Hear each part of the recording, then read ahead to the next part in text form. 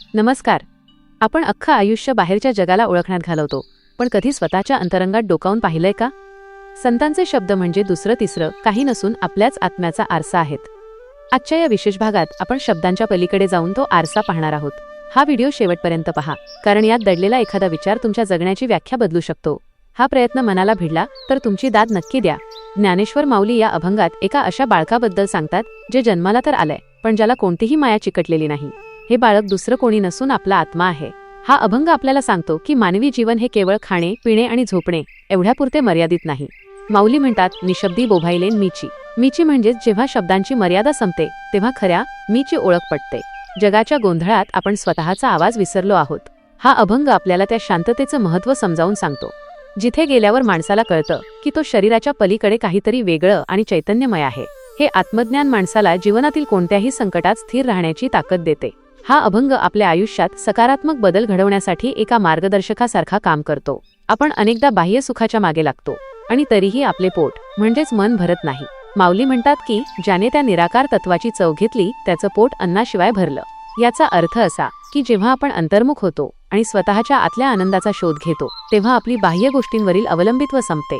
हा बदल आपल्याला मानसिक तणावातून मुक्त करतो आणि एक समाधानी आयुष्य जगण्याची दृष्टी देतो.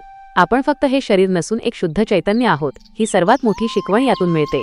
माया मारून गेले याचा अर्थ असा की जेव्हा आपल्यातील खोट्या मोहाचा आणि अहंकाराचा नाश होतो तेव्हाच आपल्याला सत्याचे दर्शन घडते. माऊली म्हणतात की ते बाळक शून्याहून वेगळं आहे आणि तरीही त्या शून्यात सामावलेलं आहे. जीवनात जेव्हा आपल्याला वाटतं की आता सगळं संपलंय तेव्हाच खऱ्या अर्थाने नवीन आणि आध्यात्मिक प्रवासाची सुरुवात होते. कशाचाही अट्टहास न धरता सहज स्थितीत जगणे हेच खऱ्या सुखाचे लक्षण आहे.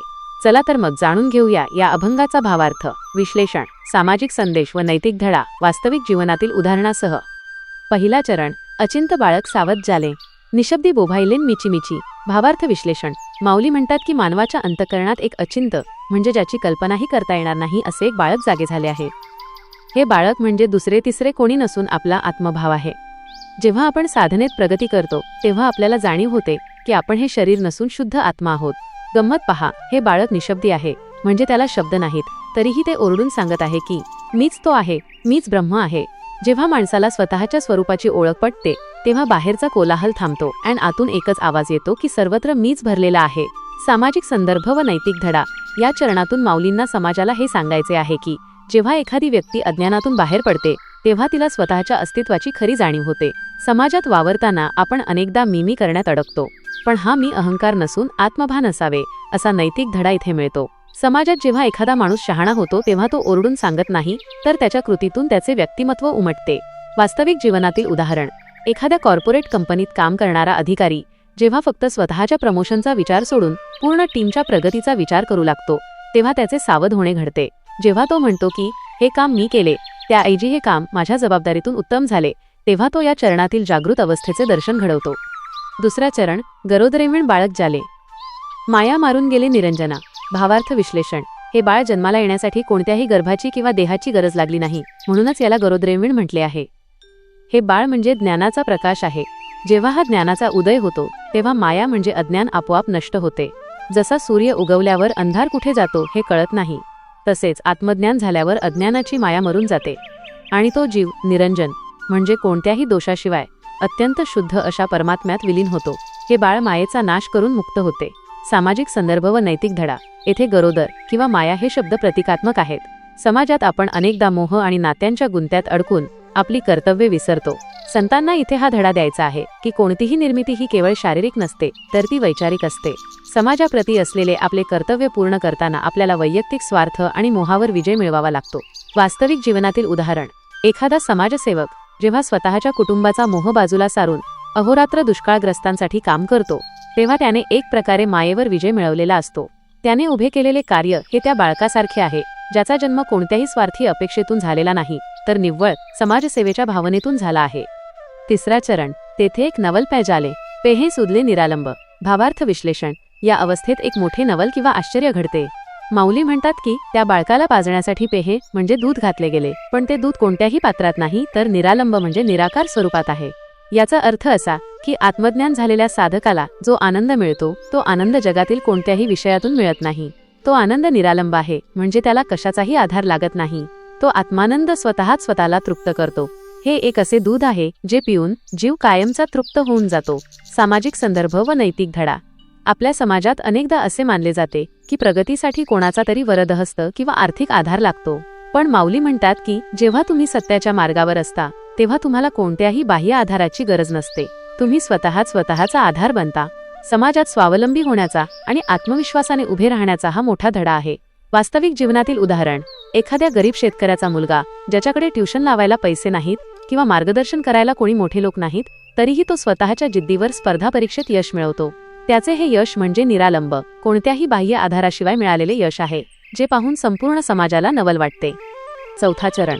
36 11 घोंट पै घेतला, उदरेविण भरले पोट देखा. भावार्थ विश्लेषण. येथे माऊलींनी योगाभ्यासातील एक गुपित सांगितले आहे. 36 म्हणजे तत्वे आणि 11 म्हणजे आपली 5 ज्ञानेंद्रिये, 5 कर्मेंद्रिये आणि 11वे मन. जेव्हा साधक या सर्व 11 इंद्रियांवर ताबा मिळवतो आणि या जगातील सर्व मायावी तत्वांचा घोट घेतो, तेव्हा त्याचे पोट भरते. पण हे पोट शारीरिक नसून तृप्तीचे पोट आहे. कोणत्याही अन्नाशिवाय केवळ ईश्वरी नामस्मरणाने आणि आत्मबोधाने जेव्हा मन पूर्णपणे भरून जाते, तेव्हा त्याला जगातील कोणत्याही गोष्टीची भूक उरत नाही. हीच ती खरी पूर्णत्वाची अवस्था आहे. सामाजिक संदर्भ व नैतिक धडा. हे चरण आपल्या पंचज्ञानेंद्रिये आणि कर्मेंद्रियांवर नियंत्रण मिळवण्याबद्दल आहे. समाजात आपण पाहतो की माणसाची हाव कधीच संपत नाही. संतांना इथे हा धडा द्यायचा आहे की जो माणूस आपल्या इंद्रियांवर ताबा मिळवतो तो कशाच्याही अभावाशिवाय तृप्त राहू शकतो. सामाजिक शांततेसाठी वैयक्तिक समाधान खूप महत्त्वाचे आहे. वास्तविक जीवनातील उदाहरण. आजच्या सोशल मीडियाच्या युगात प्रत्येकाला नवीन फोन, गाडी किंवा कपडे हवे असतात. पण एखादी व्यक्ती जेव्हा या दिखाव्याच्या स्पर्धेतून बाहेर पडते आणि आपल्याकडे जे आहे त्यातच मनापासून समाधानी राहते, तेव्हा तिचे उदरा वाचून पोट भरलेले असते. तिला बाहेरच्या वस्तूंमधून आनंद मिळवण्याची गरज उरत नाही. 5वा चरण. सहज गुण होते निर्गुण जाले, भलत्या झुमले निराकारे. भावार्थ विश्लेषण. माणसाकडे जे नैसर्गिक गुण असतात ते हळूहळू या साधनेमुळे गळून पडतात आणि तो निर्गुण होतो. म्हणजेच तो राग, लोभ, मोह या पलीकडे जातो. मग तो कोणत्याही आकाराला किंवा रूपाला चिकटून राहत नाही, तर तो त्या निराकाराला म्हणजे परमात्म्याला जाऊन भिडतो. आता त्याला कशाचेच बंधन उरत नाही. तो वाऱ्यासारखा मुक्त होतो. जे जे समोर येईल त्या प्रत्येकात त्याला तो निराकार परमात्माच दिसू लागतो आणि तो त्या चैतन्याशी एकरूप होऊन जातो. सामाजिक संदर्भ व नैतिक धडा. माणूस हा स्वभावतः गुणांनी बनलेला असतो, पण हेच गुण कधीकधी त्याच्या प्रगतीत अडथळा ठरतात. संतांना समाजाला हे सांगायचे आहे की आपण जात, धर्म किंवा स्वतःच्या पूर्वग्रहांच्या पलीकडे जाऊन माणसाकडे पाहिले पाहिजे. जेव्हा आपण माणसाला त्याच्या बाह्य रूपावरून किंवा गुणांवरून न पारखता त्याच्यातील माणुसकी पाहतो, तेव्हा आपण खऱ्या अर्थाने निराकार तत्वाला स्पर्श करतो. वास्तविक जीवनातील उदाहरण. एखाद्या मोठ्या अपघाताच्या वेळी जेव्हा लोक धावून येतात, तेव्हा ते जखमी व्यक्तीची जात, धर्म किंवा त्याचे गुण पाहत नाहीत. तिथे फक्त माणूस वाचवणे हे एकच उद्दिष्ट असते. तो क्षण म्हणजे गुणांच्या पलीकडे जाऊन निराकार माणुसकीला कवटाळण्याचा क्षण असतो. 6वा चरण. बापर खुमादेवीवरू 00 वेगळे, त्या बाळका सामाविले नापुल्या व्योमीन. भावार्थ विश्लेषण. शेवटी माऊली म्हणतात की माझे स्वामी विठ्ठल म्हणजेच बाप रखुमादेवीवर हे 00 वेगळे आहेत. 0 म्हणजे काहीच नसणे आणि अशून्य म्हणजे सर्व काही असणे. विठ्ठल या दोघांच्याही पलीकडे आहे. अशा त्या व्यापक परमात्म्याने या लहानशा आत्मरूपी बाळकाला आपल्या व्योमी म्हणजे अथांग अशा आकाशात स्वतःच्या स्वरूपात सामावून घेतले आहे. म्हणजे शेवटी तो जीव आणि शिव एक झाले आहेत. नदी जशी सागरात मिसळल्यावर सागरच होते, तसा हा साधक आता विठ्ठलमय झाला आहे. सामाजिक संदर्भ व नैतिक धडा. शेवटच्या चरणात माऊली म्हणतात की जेव्हा माणूस स्वतःचा अहंकार आणि मर्यादा ओलांडतो, तेव्हा तो त्या विश्वशक्तीचा भाग बनतो. समाजात वावरताना आपण स्वतःला खूप मोठे समजतो किंवा कधी खूप छोटे, पण खरा नैतिक धडा हा आहे की आपण सर्व त्या एकाच चैतन्याचा भाग आहोत. समाजातील भेदभाव मिटवून सर्वांनी एकोप्याने राहण्याचा हा संदेश आहे. वास्तविक जीवनातील उदाहरण. महात्मा गांधी किंवा बाबा आमटे यांच्यासारखी व्यक्तिमत्वे जेव्हा लोकांसाठी कार्य करतात, तेव्हा त्यांचे अस्तित्व वैयक्तिक उरत नाही, ते पूर्ण समाजाच्या विचारात सामावून जातात. त्यांनी केलेले कार्य हे त्यांच्या मृत्यूनंतरही विचारांच्या रूपाने व्योमात म्हणजे अवकाशासारखे सर्वव्यापी राहते. आजच्या म्हणजेच सध्याच्या काळातील नवीन पिढीसाठी अभंगाचा संदेश त्यांच्या आधुनिक भाषेत. प्रिय तरुण मित्रांनो, ज्ञानेश्वर माऊलींचा हा अभंग म्हणजे तुमच्या आयुष्यासाठी एक लाईफ हॅक्स गाईड आहे. आज आपण सर्वजण कनेक्टेड आहोत, पण तरीही एकटे आहोत. का? कारण आपण स्वतःच्या आत डोकावून पाहायला विसरलो आहोत. सोशल मीडियावर तुमचे प्रोफाईल म्हणजे तुम्ही नाही. माऊली म्हणतात, निशब्दी बोभायले मिची मिची. याचा अर्थ जगाला सांगण्यासाठी तुमची ओळख नको, तर तुम्हाला स्वतःला आतून जे जाणवेल ती तुमची खरी ओळख आहे. तुमची व्हॅल्यू तुमच्या लाईक्सवर नाही, तर तुमच्या सेल्फ वर्थवर आहे. 36 11 घोंट पै घेतला याचा अर्थ असा की तुमच्या डोक्यातील विचारांचा कचरा, ओव्हरथिंकिंग साफ करा. 36 तत्वे आणि 11 इंद्रिये म्हणजे आपल्या मेंदूला मिळणारे विविध इनपुट्स. जेव्हा तुम्ही या माहितीचा अतिरेक थांबवून स्वतःच्या विचारांवर नियंत्रण मिळवता तेव्हा तुमचे पोट भरते, म्हणजेच तुम्हाला मानसिक शांतता, मेंटल पीस मिळते. आज आपल्याला आनंदी राहण्यासाठी नेटफ्लिक्स, इंस्टाग्राम किंवा कोणाचे तरी व्हॅलिडेशन लागते. माऊली म्हणतात, पे हे सुदले निरालंब. स्वतःमध्ये इतके सक्षम व्हा की कोणाचे मेसेज आले नाहीत किंवा बाहेर फिरायला गेलो नाही तरीही मला माझ्या सोबतीत मज्जा येईल. माऊली ज्याला 00 वेगळे म्हणतात त्याला आज आपण फ्लो स्टेट म्हणतो. जेव्हा तुम्ही एखादे काम, कोडिंग, पेंटिंग, डान्स किंवा अभ्यास इतक्या एकाग्रतेने करता की तुम्हाला वेळेचे भान राहत नाही, तेव्हा तुम्ही त्या बाळकासारखे होता. तोच खरा आनंद आहे. थोडक्यात सांगायचे तर हा अभंग तुम्हाला बाहेर शोधण्याऐवजी आत शोधायला सांगतोय. जगाच्या गोंगाटात स्वतःचा आवाज हरवू देऊ नका. दिवसातून 10 मिनिटे स्विच ऑफ व्हा आणि त्या निशब्द आनंदाचा अनुभव घ्या. तीच खरी आधुनिक साधना आहे. तुमच्यासाठी आजची कृती, आपण बाहेरच्या जगात कितीही शोधले तरी खरा आनंद आपल्या आतच आहे. जेव्हा आपण आपला अहंकार आणि मोह बाजूला सारतो तेव्हा आपल्याला त्या निराकार ईश्वराची भेट होते. आज रात्री झोपण्यापूर्वी फक्त 10 मिनिटे शांत बसा. कोणताही विचार करू नका. मोबाईल बाजूला ठेवा. फक्त स्वतःच्या श्वासावर लक्ष द्या. तुमच्या आतल्या त्या सावध बाळाला अनुभवण्याचा प्रयत्न करा. बघा, तुम्हाला एक वेगळीच शांतता मिळेल.